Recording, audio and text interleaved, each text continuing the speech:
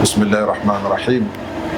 الحمد لله رب العالمين، والصلاة والسلام على المبعوث رحمة للعالمين وعلى آله وصحبه أجمعين والتابعين لهم بإحسان إلى يوم الدين. ishimwe n'ikuzo ni ibya Allah subhanahu wa ta'ala, amahoro n'umugisha bisakare koherejwe ku isi ari mu biremwa byose, umukunzi wacu n'umugabo wacu, nayo mahoro asakare ku bantu be n'abasanyanyendo be n'abo bakurikirana azakomeza kubakurikira mu kugira neza kugera ku munsi w'imperuka. Bavandimwe mukurikiranye iki kiganiro n'ibindi biganiro, mbanze mbasuhuze mu ndamutso yacu hano n'indamutso yacu ejo duhura na Nyagasani wacu, mvuga nti assalamu alaikum wa rahmatullahi wa barakatuh. Ni umwanya mwiza rero w'ikiganiro kivuga kuri Qur'an mu kwezi gutatu kwa Ramadan. Saba Allah subhanahu wa ta'ala kutwakirira igisibo no kutwakirira ibihagararo no kutwakirira ubusabe no kutwakira ibikorwa byose turimo gukora muri kwezi gutatu kwa Ramadan, nta kindi kigambiriwe uretse kuzabona ingororano ze Allah subhanahu wa ta'ala. Ukwezi kwa Ramadan rero ni ukwezi kuba kurimo byinshi no mu bikuranga no mu bizwi ku kwezi kwa Ramadan bihambaye, nuko ari ukwezi kwa Qur'an, kubera ko Qur'an yamanutse mu kwezi kwa Ramadan nkuko Imana bivuga muri suratul Baqara, aho igira nyuma ya ziriya ayat zigaragaza ugusiba akavuga ati ba'da a'udhu billahi minash shaitanir rajim shahru ramadan alladhi unzila fihi alquran hudan linnas wa bayyinatin minal huda wal furqan faman shahida minkum ash-shahra falyasum. Ukwezi kwa Ramadan niko kwezi kwamanutseho Qur'an ari ubuyobozi ku bantu n'ubuyoboke kandi itandukanya ukuri n'ikinyoma. Allah akagira ati uzabona uko kwezi akagira amahirwe kukubona kumusanze ari muzima nta nzitizi afite azasibe. Hanyuma Qur'an rero nk'igihambaye nyine yamanutse mu kwezi kwa Ramadan mu ntangiro, kubera ko imanuka ivuye kuri lawhul mahfuz ije kuri Baitul Izza mu kirere cya mbere. Yamanutse mu kwezi kwa Ramadan mu ijoro ry'ubugabe, ijoro rya Lailatul Qadri, nkuko Imana bivuga iti inna anzalnahu fi Lailatul Qadri, mu by'ukuri kuko twe Qur'an twayimanuye mu ijoro ry'ubugabe, nkuko nanone mu yindi sura Imana ivuga iti inna anzalnahu fi Lailatin mubaraka. Qur'an twayimanuye mu ijoro rifite imigisha, fiha yufraqu kullu amrin hakim. Muri iryo joro niho Allah subhanahu wa ta'ala atatura gahunda z'ibiremwa byose by'umwaka wundi. Bigaragara rero ko Qur'an ni umugisha kandi yamanutse mu ijoro ry'umugisha. Imanuka bwa mbere ivuye kuri lawhul mahfuz ije kuri Baitul Izza. Baitul Izza ni ingoro ya Allah subhanahu wa ta'ala iri kuri buri kirere cyose gifite ingoro ikiriho ibiremwa byo hejuru bihuriramo kugira ngo bikore amasengesho. Nkuko ku ijuru rya karindwi, hejuru y'ijuru rya karindwi hari al-Baitul Ma'mur, ingoro nini ya Allah subhanahu wa ta'ala ikoranyiramo abamarayika 70,000 bagakoramo amasengesho. Ni nako kuri buri kirere hagiye hari ingoro rero iri ku kirere cya mbere ni Baitul Izza. Qur'an imanutse naho yashyikiye, noneho yongera kumanuka ku ntumwa y'Imana Muhammad sallallahu alaihi wasallam mu gihe cy'imyaka 23. Ayat uko zagiye zikurikirana uhereye kuri aya ya mbere bijyanye n'umurongo na gahunda Imana yabonaga ko bubereye kohereza mu butumwa bwayo mu gihe cy'imyaka 23, noneho ikagiva muri Baitul Izza izanywe na Jibril ku itegeko rya Allah subhanahu wa ta'ala akageza ku ntumwa yacu Muhammad sallallahu alaihi wasallam. Qur'an rero mu ncamake, kubera ko ari cyo kiganiro tunavugaho, kubera ko ni Qur'an ihambaye, n'ukwezi kwa Ramadan kwagize agaciro n'ubuhambare kubera ko Imana yagutonesheje ikamanuramo Qur'an. Ubundi Qur'an ni amagambo ya Allah subhanahu wa ta'ala, amagambo ya Allah yivugiye ubwe nta gutuma kandi mukuri, kandi amagambo atari ikiremwa, yamanuwe na Jibril, azanywe na Jibril ayazanye ku ntumwa yacu Muhammad sallallahu alaihi wasallam, akaba ariyo magambo tunakoresha iyo turimo gusenga gusari. Aya magambo Qur'an, aya ya mbere yamanukiye intumwa yacu Muhammad sallallahu alaihi wasallam ni aya iri muri suratul Alaq, aho Imana ivuga iti iqra bismi rabbika alladhi khalaq, soma ku izina rya Nyagasani wawe waremye. Iyo niyo aya ya mbere yamanutse muri Qur'an. yamanukiye Maka ku musozi wa Hira. Icyo gihe intumwa y'Imana niho yabaga iri muri ubwo buvumo, yaragiye kwegereza Allah subhanahu wa ta'ala. Naho aya ya nyuma muri Qur'an yamanutse ni aya iri muri suratul Baqara, aho Imana ivuga iti wattaqu yawman turja'una fihi ila Allah thumma tuwaffa kullu nafsin ma kasabat wa hum la yuzlamun, ngo mutinye umunsi muzagarurwa kwa Allah subhanahu wa ta'ala, hanyuma buri nafsi ikagororerwa neza ibyo yakoze kwa nyagasani wayo, kandi nta numwe uzahuguzwa. Qur'an igizwe n'amajuzu 30, kagirwa na hizb 60, kagirwa na aya 6236, ikagirwa n'inyuguti 323,671. Izo ni inyuguti zose zigize Qur'an 323,671. Amasura igizwe n'amasura 118.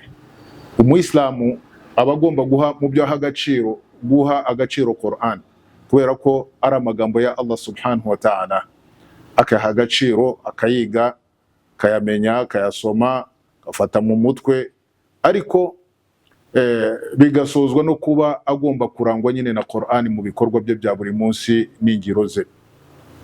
Imana yavuze kuri Qur'an rero ahantu hagiye hatandukanye, ndetse Qur'an Imana yayihaye amazina menshi cyane, muri ariko aza kunsonga nuko ari Qur'an nyine, nkuko Imana ivuga igira iti Qaf wal Qur'an al Majid. Imana yavuga iti Qaf na Qur'ani yubahitse y'agaciro ihambaye, nkuko nanone Imana ivuga iti Yasin wal Qur'an al Hakim. Imana nanone iravuga Yasin, hanyuma ikavuga na Qur'an yuje ubugenge n'ubuhanga buhanitse. Nanone ahandi Imana ikavuga igaragaza Qur'an iti innahu la Qur'anun karim fi kitabin maknun. Mu by'ukuri aya ni amagambo ya Qur'ani matagatifu iri mu gitabo gihambaye gifite agaciro. Hanyuma Imana ikagaragaza ko Qur'an ari igitabo, nkuko Imana ivuga iti Alif Lam Mim dhalika alkitabu la rayba fihi. Alif Lam Mim, Qur'an ni igitabo cya Allah subhanahu wa ta'ala, kidafite namba gushidikanywa icyo washidikanyamo. Nanone ahandi Imana ikavuga iti wa hadha kitabun anzalnahu ilayka mubarakun liyadabbaru ayatihi. Ni iki gitabo twakumanuriye, ni igitabo cy'umugisha kugira ngo abantu bajye batekereza kuri aya zigikubiyemo. Ubwo rero Qur'an ni Qur'an nyine, nkuko twabonye iryo zina ahantu henshi cyane, law anzalna hadha alqur'ana ala jabalin la ra'aytahu khashi'an mutasaddi'a. Iyo tuza kumanura Qur'an hejuru y'umusozi, wari kubona uciye bugufi kandi ushwanyutse kubera ubuhambare bwa Qur'an. Qur'an rero ni amagambo ya Allah subhanahu wa ta'ala, ni nako yitwa, ariko nanone Qur'an nicyo gitabo kivugwa. Qur'an niyo Furqan, nkuko nanone Imana ivuga iti tabarakalladhi nazzala al-furqana ala abdihi liyakuna lil'alamina nadhira. Aratagatifutse nyagasani wamanuye Furqan ku mugaragu we kugira ngo Qur'an ibera bisi umuburizi. Nuvuga Qur'an rero ni Qur'ani, ni kitab, ni Furqan, n'andi mazina menshi ari muri Qur'an nyine dusanga muri Qur'an, ndetse na sunna z'intumwa y'Imana Muhammad sallallahu alaihi wasallam. Iyi Qur'an rero iravugwa cyane, Imana yarayivuze cyane ahantu hagiye hatandukanye, na aya zimwe natangiye kuzigaragaza nyine nk'izi ngizi mpereyeho. Qur'an rero ni iby'agaciro ku Muislamu kumenya agaciro kayo, kuko ni imwe mu biranga Allah subhanahu wa ta'ala, kandi by'umwimerere ko Allah subhanahu wa ta'ala avuga no mu byo yavuze ari amagambo ya Qur'an, kandi avuga igihe ashakiye nuko ashaka no mu buryo ashaka, mu buryo bumubereye. Umuyisilamu rero aba agomba guha agaciro amagambo y'Imana subhanahu wa ta'ala. Yewe n'ibiremwa byose biba bigomba guha agaciro amagambo ya Allah subhanahu wa ta'ala, haba ari mu kwiga Qur'an, haba ari mu gusoma Qur'an, haba ari mu gufata mu mutwe Qur'an, haba ari mu gushyira mu ntuza mu ngiro ibikorwa byo Qur'an itegeka, amategeko ya Qur'an. Ibyo byose rero ni ibintu umuyisilamu agomba kumenya kandi akabyubahiriza. Nko mu kugaragaza rero Qur'an ifite agaciro gahambaye cyane, gahambaye byumvikane gutyo, kubera ko na nyiri Qur'an amagambo aya ngaya ari nyir'ubuhambare Allah subhanahu wa ta'ala. Qur'an irahambaye kubera ko nyirawe, amagambo nyirayo ni Allah subhanahu wa ta'ala uhambaye. Kubera ko Allah ahambaye, nibyo byose biba bihambaye. Rero niyo mpamvu ziriya aya zose twagiye tugaragaza zigaragaza nyine n'ubuhambare bwa Qur'an n'icyubahiro cya Qur'an, nkuko Imana ivuga ngo ni Qur'an yuje ubuyobozi n'umuyoboro no gutandukanya icyiza n'ikibi. Ni Qur'an ihambaye, niyo iza kumanuka ku musozi wari kubona uciye bugufi. Ibyo byose nibikwereka ko Qur'an ihambaye cyane. Ariko rero iyo uje muri sunna z'intumwa y'Imana Muhammad sallallahu alaihi wasallam, usangamo imvugo nyinshi z'intumwa y'Imana zidushishikariza guha agaciro Qur'an mu kuyisoma no mu kuyiga no mu kuyigisha no mu kuyishyira mu bikorwa ndetse no mu kuyumva igihe irimo gusomwa. Muri izo mvugo z'intumwa y'Imana Muhammad sallallahu alaihi wasallam harimo hadith yaturutse kwa Abi Umama radhiallahu anhu, aravuga ati numvise intumwa y'Imana Muhammad sallallahu alaihi wasallam igira iti iqra'ul Qur'ana fa innahu ya'ti yawm al-qiyamah shafi'an li ashabihi, mujye musoma Qur'an kuko izaba umuvugizi umutambyi w'abantu ku munsi w'imperuka. No mu yindi hadith y'intumwa y'Imana Muhammad sallallahu alaihi wasallam yaturutse kwa Uthman ibn Affan radhiallahu anhu, aravuga ati khairukum, intumwa y'Imana ariko yavuze khairukum man ta'allama al-Qur'ana wa 'allamahu, umwiza muri mwe ni wa wundi uziga Qur'ani yagira amahirwe Imana yamufasha kwigisha bikaba agahebuzo. Nanone intumwa y'Imana muri hadith yaturutse kwa Umar ibn Khattab radhiallahu anhu, aravuga ati inna Allaha yarfa'u bihadha al-kitabi aqwaman wa yad'u bihi akharin, mu by'ukuri Allah subhanahu wa ta'ala azamura inzego abantu kubera iki gitabo, hanyuma akamanura abandi inzego kubera kutamenya iki gitabo no kutagiha agaciro. Hanyuma intumwa y'Imana mu yindi hadith ikavuga iti la hasada illa fi ithnatayn, nta shyari uretse mu buryo bubiri cyangwa se kuba afite ibintu bibiri bikomeye. Uwa mbere intumwa y'Imana yavuze wagirirwa ishyari ni rajulun atahu Allahu al-mal fasallatahu ala halakati fi al-haqq, uw'Imana yahaye umutungo ikamushoboza kuba yawutanga mu nzira nziza, mu nzira z'ineza. Nanone undi ushobora kuba wagiriye ishyari wa rajulun atahu Allahu al-Qur'an fahuwa yaqumu bihi ana al-layl wa atrafa an-nahar, ni umuntu Imana yagiriye ubuntu ikamuha Qur'an akayimenya akawikoresha mu masengesho, haba ari mu ijoro cyangwa se ku manywa. Ibi byose rero nibikwereka ko rwose kumenya Qur'an ari iby'agaciro kandi bikuzamura urwego. Nkuko twavuze ko Qur'an igizwe n'amajuzu 30 n'amasura 118 ndetse na aya zigera ku 323 na 671. Gusoma Qur'an, iyo usomye Qur'an nibwira ko nta gikorwa wabona ngo ubone ibihembo byangana nk'ibihembo ubona iyo urimo gusoma Qur'an. Kubera ko intumwa y'Imana muri hadith yaravuze iti man qara'a harfan fi kitabillah falahu bikulli harfin hasana wal hasana bi10 amthaliha, la aqulu alif lam mim harf walakin alif harf wa lam harf wa mim harf. Nguzasoma inyuguti imwe mu gitabo cy'Imana, buri nyuguti azajya abona icyiza, kandi icyiza kigororerwa ibyiza 10. Ati ntabwo nshaka kuvuga ngo alif lam mim ni inyuguti, ahubwo alif ni inyuguti, yuvuze uti alif lam mim ubwo ni inyuguti 3. Alif ni inyuguti, lam ni inyuguti na mim ni inyuguti. Ni ukuvuga ngo ubwo kuvuga ngo alif lam mim ubonye ibyiza 30 kandi usomye inyuguti 3.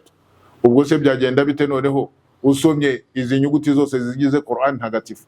Byagenda gute se uramutse usomye amwe mu majuzu, rimwe mu ijuzu, wenda ukavuga uti gahunda yanjye buri munsi ngomba gusoma ijuzu rimwe, amajuzu 2, bikaba ari umukoro w'umuntu mu buzima bwe bwa buri munsi ku Bayisilamu. Ni ngombwa ko bihera muko abantu biga Qur'an, noneho kugira ngo bazajye basoma Qur'an, kandi nibayisoma uko waba uyisoma n'intege zawe nkeya, umenye ko Allah subhanahu wa ta'ala akuzamura agaciro kandi yakira igikorwa cyawe. Intumwa y'Imana muri hadith yaravuze ati man qara'a al-Qur'an wa huwa mahirun bihi fahuwa ma'a safarati al-kirami al-barara, umuntu usoma Qur'an ari umuhanga muri yo, ayisoma adategwa nta n'ikibazo afite mu kuyisoma, uyu nguyu aba ari mu rwego rwo kuba ari mbese hamwe n'aba marayika beza ba Allah subhanahu wa ta'ala. ومن قرأ القرآن وهو عليه شاق يتتعتع فيه فله أجران, usomye Qur'an kandi mu by'ukuri bimugoye, ni ukuvuga ngo asoma agenda nk'uko bakundi tuvuga ngo aragenda donda, uyu nguyu abona ibihembo inshuro 2. Igihembo cya mbere kubera ko arimo gusoma Qur'an, ari ku rwego nk'urwa wundi wa mbere. Igihembo cya kabiri kubera ko asoma Qur'an kandi bimugoye. Ni ukuvuga ngo Qur'an, abayisilamu byo tugomba kumenya, twakuramo imigisha myinshi n'ingabire nyinshi n'ibihembo byinshi ko Allah subhanahu wa ta'ala ni mu guha agaciro Qur'an no mu kuyisoma. Waba udashoboye no kuyisoma rero, nanone Qur'an iyo irimo gusomwa ukayumva, rwose Imana ikuzamura urwego ikaguha n'impuhwe, nk'uko Imana ivuga muri Qur'an, wa idha quri al-Qur'anu fastami'u lahu wansitu la'allakum turhamun. Ngo Qur'an nizajya isomwa mujye muyumviriza kandi munaceceke kugira ngo mubone impuhwe za Allah subhanahu wa ta'ala. Birashoboka ko waba uri mu byicaro bisoma Qur'an, niba irimo gusomwa kurikira neza Qur'an. Hanyuma nanone intumwa y'Imana yajyaga nayo ubwayo ikunda kumva Qur'an isomwa n'undi, nkuko biri muri hadith Ibn Mas'ud radhiyallahu anhu. Intumwa y'Imana yaramubwiye iti nsomera Qur'an, iqra alayya al-Qur'an. Ibn Mas'ud ati nsomera Qur'an. Ibn Mas'ud abwira intumwa y'Imana ati ya Rasulullah, aqra alayka wa alayka unzil. Ubu koko nagusomera Qur'an kandi Qur'an ari we Imana yayimanuriye, ari Imana yayihishuriye, izo mbaraga nazikura he? Intumwa y'Imana iramubwira iti nkunda kumva Qur'an isomwa n'undi, nkunda kumva Qur'an isomwa n'undi. Aho ngaho niho Ibn Mas'ud yatangiye gusomera intumwa y'Imana, agera kuri iriya aya aho Imana Allah subhanahu wa ta'ala yari irimo kubwira intumwa yacu Muhammad sallallahu alaihi wasallam, amubwira ati wa kayfa idha ji'na min kulli ummatin bi shahid wa ji'na bika ala haula'i shahida. Ngo mbese urabona uzahagarara ute ntumwa y'Imana nituzana buri umma n'intumwa yayo kugira ngo ibere umuhamya, nawe tukakuzana kugira ngo ube umuhamya kuri umma yawe. Urumva ko intumwa ahangaha niyo yari irimo kubwirwa hanini. Yahise abwira Ibn Mas'ud ati hasbuka birahagije Ibn Mas'ud, birahagije. Ati Ibn Mas'ud aravuga ati iltafatu ilayhi sallallahu alaihi wasallam fa idha aynahu tadrifan. Ati narakebutse ndeba intumwa y'Imana, mbona amaso yayo arimo kuzenga amarira. N'izindi hadisi zigaragaza ko intumwa y'Imana Muhammad sallallahu alaihi wasallam yajyaga inyura ku ngo z'abasangirangendo, nko ku ngo za Abdullah ibn Mas'ud, Abdullah ibn Maktum n'abandi benshi mu basangirangendo. Nk'uko intumwa y'Imana none yigeze kuvuga kuri Ibn Mas'ud, avuga yumva igisomo cyari kumwe na Abu Bakr na Umar, avuga ati man arada an yaqra al-Qur'ana ratban kama nazal falyaqrahu ala qira'ati ummi abd. Ati ushaka kuzasoma Qur'ani y'umwimerere nk'uko yamanutse, ajya haranira kuyisoma mu gisomo nk'icya Abdullah ibn Mas'ud radhiyallahu anhu. Ibi rero nibikwereka ko Qur'ani ushobora guharanira kwiga, kandi Imana yarayoroheje cyane ku buryo buri wese bimworoheye kuba yakwiga Qur'an hatarebwe imyaka yawe.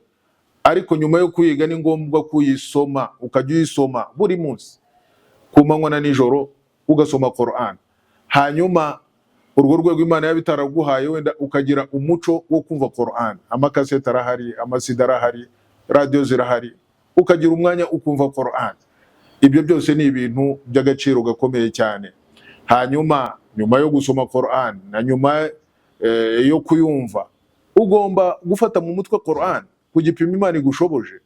Intumwa y'Imana yashyiraga imbere iteka abantu bafashe Qur'an mu mutwe, ari nibe by'ubuyobozi uw'imam. Umuntu ugomba kuyobora abandi agomba kuba ari aqra'uhum li kitabillah, ya ummul qawmu aqra'uhum li kitab, ya ummul qawma aqra'uhum li kitabillah. Umuntu uyobora abandi mu masengesho nubarusha bose igitabo cy'Imana subhanahu wa ta'ala.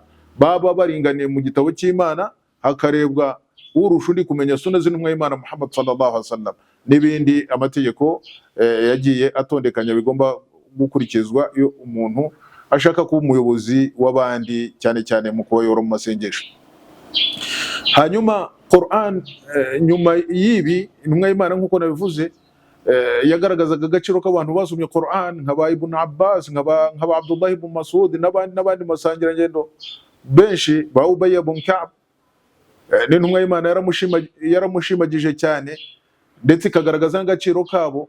Ni nuko nguko rero, nk'uko muri hadisi intumwa y'Imana ivuga iti Qur'an kuzamura urwego, iyo uhaye agaciro kayisoma, kayifata mu mutwe, ukayiha gutyo, ariko nanone wayishyira aho uyishyize, nawe ubwo niko gaciro kawe nyine. Ni ukuvuga muri ibi byose rero turavanamo kumva ko mu bikomeye Imana yaduhaye, kandi ibikomeye Umuyisilamu agomba guha agaciro no gushikamaho, ni igitabo cy'Imana Qur'an. akakiga akakimenya akakigisha cyangwa se akagira uruhare mu kukigisha. Byose ni ibintu bikenewe. Nyuma y'ibyo rero, nyuma y'uko ufata Qur'an wayifata mu mutwe waba uyisoma, cyo kigambiriwe nanone no kugendera ku mategeko ya Qur'an. Imana yakubuza ugasubira inyuma, yagutegeka ugakora ibyo Qur'an ikubwira, ukabishyira mu bikorwa. Ntabwo ari ugusoma Qur'an gusa kugira ngo byibere aho ngaho mu Qur'an yawe mu mutwe cyangwa se ibe gutyo, ariko igomba no kujya mu buzima bwawe bwa buri munsi. Ibikorwa byawe bikaba ari ibikorwa bya Qur'an.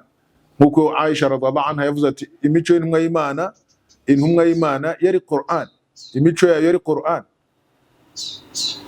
Ibyo nibyo bigomba kuba iyo umuntu ari umuntu koko ufata Qur'an, uza agaciro ka Qur'an, kandi ushaka gutera ikirenge mu kirenge cy'intumwa y'Imana n'abayemeye mu basanyanyendo bayo ridwanullahi alayhim ajma'in. Ukareba icyo Qur'an uvuga ukacyubahiriza, atari bya bindi bakubwira ngo Imana yaravuze, cyane cyane iyo bigeze mu bya dunia. Abantu usanga bishobora gutuma n'abantu batandukira, ntibaha agaciro Allah subhanahu wa ta'ala kamukwiriye. Baba bari muri ibyo byabo bya dunia, byaba ari mawarith, byaba ari nafaqat. Mawarith ni ibintu birebana n'iminani cyangwa se ibintu by'amafunguro abantu bagenera bamwe abandi, cyangwa se ibintu nk'ibyo ngibyo. Ugasanga ubwiye umuntu uti Imana yaravuze, kumva ngo Imana yaravuze ntabiha agaciro. Uwo nguwo rero ni umuntu wo gusabirwa. N'uwo ari we wese waba ufite imyitwarire nk'iyo ngiyo, akumva ko iyo bigeze ko bavuga ngo Imana yaravuze ntabiha agaciro, uyu nguyu yaba ari umuntu Imana yafasha ikayobora mu by'ukuri. Ni ukuvuga rero ku Qur'an, nyuma yo kuyiga no kuyisoma no kwifata mu mutwe, haba hagambiriwe kugira ngo abantu bagendere ku burere buri muri Qur'an, bagendere ku mategeko ari muri Qur'an, kandi ni amategeko yoroshye, kandi ni amategeko atarimo amananiza. Imana ntabwo yigeze idushyira mu idini bitugoye. Ma ja'ala alaykum fi dini min haraj. Ntabwo Imana bashyire mu idini ibintu by'amananiza. Idini iroroshye cyane. Ubwo rero ni ukuvuga ngo Qur'an ni agakiza, Qur'an ni umugisha, Qur'an ni neza. Abantu abayisilamu mugomba kumenyera gusoma Qur'an igihe cyose, kandi mukagira n'umuco wo gusomera Qur'an mu mago yanyu. Gusomera Qur'an mu mago bifite umumaro ukomeye cyane, nkuko biri muri hadithi ya Abi Hurayra radhiallahu anhu. Intumwa y'Imana muri iyo hadithi yaravuze iti innal bayta la yattasa'u ala ahlihi wa tahdhuruhu almalaika wa tahjuruhu shayatin wa yakthuru khayruhu in quri'a fihi alquran. Ngo mu by'ukuri inzu iraguka, ni ukuvuga abantu bakabona niyo yaba ari ntoya ari inzu yagutse kubayituye, hanyuma n'abamarayika bakayisanga iyo nzu, bakaba bayirimo mu mpande zose, mu byumba byose, aho ariho hose bakaba bayirimo. Hanyuma amashayitani akimuka akava muri iyo nzu, inzu isomerwamo Qur'an, nta shayitani itura aho ngaho. Hanyuma wa yakthuru khayruhu, hanyuma n'ibyiza byo muri urwo rugo bwo muri iyo nzu bikaba byinshi. An quri'a fihi alquran, nta kindi gitumye ibyo byose kibiteye uretse kuba muri iyo nzu basomeramo Qur'an. Ni ukuvuga kwaguka kw'inzu, kwijirwamo n'abamarayika, gusohokamo n'amashayitani, hanyuma ikhere kuba nyinshi n'umugisha mu nzu, byose nta kindi, nta handi biba biturutse uretse gusomera Qur'an mu nzu. Hanyuma intumwa y'Imana ikongera ikavuga iti wa innal bayta la yadhiqu ala ahlihi wa tahjuruhu almalaika wa tahdhuruhu shayatin wa yaqillu khayruhu idha ma quri'a fihi alquran. Mukandi inzu iragenda igafundana, abamarayika bakayimuka, umwanya wa marayika ugafatwa n'amashayitani, ni kheri y'urwo rugo ikaba nkeya, cyane cyane iyo hatasomewe muri urwo rugo, iyo hadasomerwamo Qur'an. Ni ukuvuga ngo gusomera Qur'an mu nzu, mu rugo rwawe muvandimwe mu Islam, bifite akamaro gakomeye cyane, kandi ibyo ukabyikorera wowe ku bwawe, bifite umugisha n'umugore wawe n'abana bawe, mugafata umwanya mugasoma Qur'an, mugasomeshanya Qur'an mu ngo zanyu, bishyira umugisha mu rugo, n'urugo ukabona ni urugo rwagutse rumeze neza uko rwaba rungana kose, cyane cyane ko harimo abamarayika. Ibyo byose rero biterwa n'iki? Biterwa n'uko umuntu afata Qur'an akayiha agaciro. Ubwo rero umunyagaciro nuha agaciro ibyo Imana yahaye agaciro nka Qur'an, icyo ni nacyo Umuyisilamu yakagombye kujya ashyira imbere mu buzima bwe bwose bwa buri munsi, hanyuma Qur'an ikakuranga. Wazagera gutya ku munsi w'imperuka abantu bazutse barimo guhembwa, baguhemba ukabona ubona ibihembo byinshi cyane, ariko no mu mpamvu zabyo ari ukuba wari umuntu wa Qur'an. Nk'uko Imana ivuga inna lillahi ahlin, Imana ifite abantu bayo b'umwihariko, hum ahlul Qur'an, bo ni abantu ba Qur'an.